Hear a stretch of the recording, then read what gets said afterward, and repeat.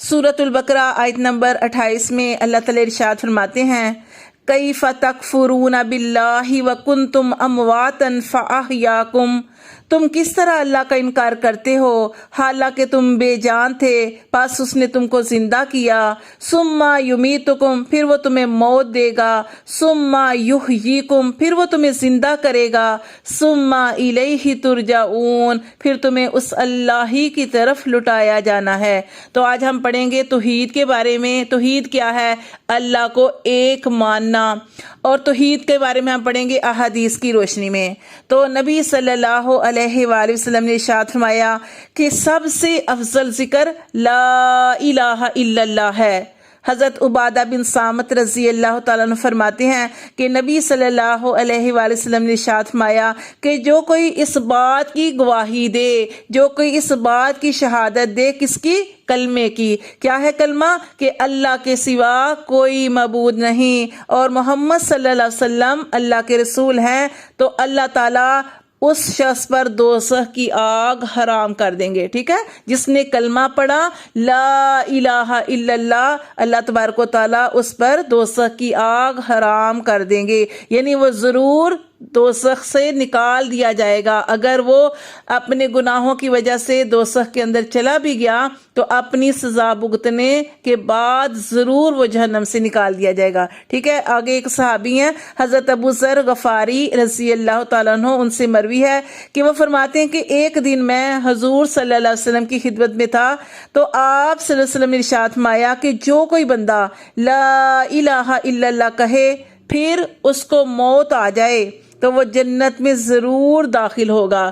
تو یہ صحابی کہتے ہیں، ابو ذر، یہ صحابی ہیں، ان کا نام ابو ذر ہے، یہ کہتے ہیں کہ میں نے نبی صلی اللہ علیہ وسلم سے عرض کی کہ اللہ کے رسول، خواہ اس بندے نے چوری کی ہو، تو آپ صلی اللہ علیہ وسلم نے ارشاد فرمایا کہ ہاں۔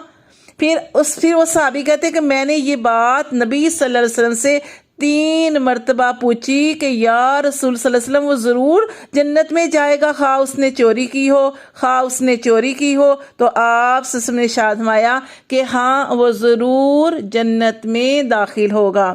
حضرت معاذ بن جبل رضی اللہ تعالیٰ عنہ سے روایت ہے کہ رسول صلی اللہ علیہ وسلم نے ایک دفعہ مجمع میں ارشاد فرمایا کہ لا الہ الا اللہ کی شہادت دینا جنت کی کنجی ہے، کہ جس نے کلمہ پڑھا وہ ضرور جنت میں جائے گا۔ اور ایک مسلم شریف کی حدیث ہے جس میں حضرت عثمان بن عفان رضی اللہ تعالیٰ عنہ روایت کرتے ہیں کہ رسول صلی اللہ علیہ وسلم نے ارشاد فرمایا کہ جو شخص اس حال میں مرا کہ وہ یقین کے ساتھ اس بات کو جانتا تھا اور اس بات کو دل سے مانتا تھا کہ اللہ کے سوا کوئی معبود نہیں، تو وہ ضرور جنت میں جائے گا۔ ٹھیک ہے، اور ایک حدیث قدسی ہے جس میں اللہ تبارک و تعالی ارشاد فرماتے ہیں کہ لا الہ الا اللہ میرا قلعہ ہے، اور جو میرے قلعے میں داخل ہو گیا وہ میرے عذاب سے بچ گیا۔ ٹھیک ہے، اسی طرح دیکھیں نا، اللہ تعالیٰ کے جو نبی حضرت موسیٰ علیہ السلام تھے، انہوں نے اللہ تعالیٰ سے عرض کی کہ اللہ مجھے کوئی ایسا ورد سکھا دے، ایسا ذکر سکھا دے جس کے ذریعے میں تجھے یاد کروں، تجھ سے دعائیں کروں۔ تو اللہ تعالیٰ نے ارشاد فرمایا کہ اے موسیٰ تو لا الہ الا اللہ اس کو کہا کر۔ تو موسیٰ علیہ السلام نے کہا کہ اللہ یہ تو سارے ہی کہتے ہیں۔ تو اللہ تعالیٰ نے ارشاد فرمایا کہ اے موسیٰ اگر 7 آسمان اور 7 زمینیں ایک پلڑے میں رکھی جائیں اور کلمہ لا الہ الا اللہ دوسرے پلڑے میں رکھا جائے تو کلمہ طیبہ کا وزن ان سب سے زیادہ ہو جائے گا۔ سبحان اللہ۔ تو کلمہ طیبہ، شکر الحمدللہ کہ ہم مسلمان ہیں، اللہ تعالیٰ نے ہمیں توفیق عطا فرمائی، اللہ تعالیٰ نے ہمیں ماں کی گود میں کلمہ عطا فرمایا۔ اللہ تعالیٰ کا شکر ہم ادا کرتے ہیں کہ اگر ہم کسی عیسائی کے گھر میں پیدا ہوتے تو عیسائی ہوتے، یہودی کے گھر پیدا ہوتے تو ہمارے والدین ہمیں یہودی بنا دیتے۔ تو اللہ تعالیٰ کا شکر ہے کہ الحمدللہ کہ ہم مسلمان ہیں اور ہم کلمہ پڑھتے ہیں۔ تو دیکھیں نبی صلی اللہ علیہ وسلم نے کتنی پیاری بشارت فرمائی کہ جس نے لا الہ الا اللہ کہا وہ ضرور جنت میں داخل ہوگا۔ تو ایک دفعہ نبی صلی اللہ علیہ وآلہ وسلم نے حضرت علی رضی اللہ تعالیٰ عنہ سے ارشاد فرمایا تھا کہ اے علی تم روزانہ رات کو سونے سے پہلے ایک قرآن پڑھ کر سویا کرو۔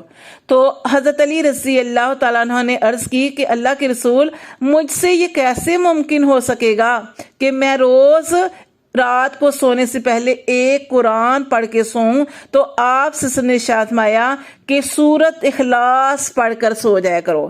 سورت اخلاص کو 3 بار یعنی 3 مرتبہ پڑھ کر سو جایا کرو. اس کا ایک درجہ ایک قرآن حکیم کے برابر ہے، یعنی اس کو 3 دفعہ پڑھیں گے تو قرآن مجید کے برابر اس کا ثواب ملے گا. اچھا یہ دیکھیں کہ اس میں جو سورۃ اخلاص ہے اس میں کیا ہے، قل هو اللہ احد، اللہ ایک ہے، یعنی اللہ کی توحید بیان کی جا رہی ہے کہ اللہ ایک ہے، اللہ کی وحدانیت بیان کی جا رہی ہے کہ اللہ ایک ہے.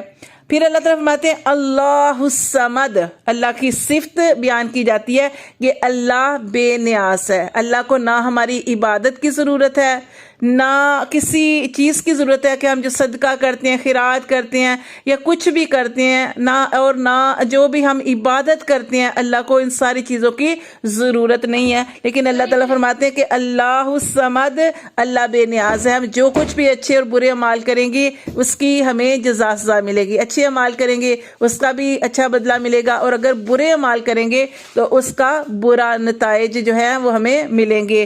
تو آگے ہے لم یلد ولم یولد، نہ وہ کسی کا باپ ہے اور نہ ہی وہ کسی کا بیٹا.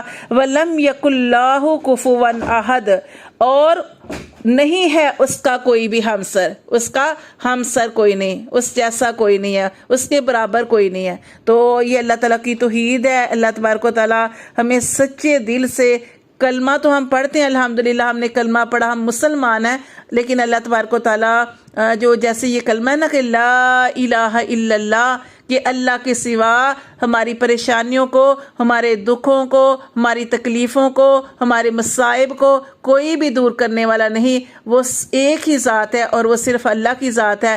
تو اسی کو ہمیں مضبوط سہارا پکڑنا چاہیے، اور وہ صرف کن کہتا ہے تو کام بن جاتے ہیں. تو اللہ تبارک و تعالیٰ جو ہے ہمیں اپنے ساتھ جڑا رہنے کی توفیق عطا فرمائے. اللہ تعالیٰ فرماتے ہیں تم کوشش کرو کسی بھی کام کے لیے، تو اللہ تعالیٰ توفیق عطا فرماتے ہیں. اللہ تبارک و تعالیٰ ہمیں جب تک اس دنیا میں ہے تو اللہ تبارک و تعالیٰ ہمیں ایمان پہ رکھے اور ایمان ہی پر ہمارا خاتمہ فرمائے. آمین ثم آمین.